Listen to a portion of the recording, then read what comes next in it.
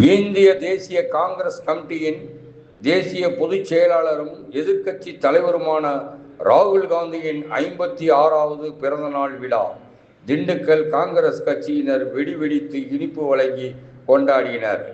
இந்திய தேசிய காங்கிரஸ் கட்சியின் தேசிய பொதுச் செயலாளரும் எதிர்க்கட்சி தலைவருமான ராகுல் காந்தி அவர்களின் 56வது பிறந்த நாள் விழாவை முன்னிட்டு திண்டுக்கல் மாவட்ட மாநகர காங்கிரஸ் கட்சியினர் திண்டுக்கல்லில் உள்ள காமராஜர் சிலை அருகே காமராஜ் சிலைக்கு மாலை அணிவித்து இந்திய தேசிய காங்கிரஸ் தலைவர் ராகுல் காந்திக்கு வாழ்த்து கோஷங்கள் எழுப்பினர்.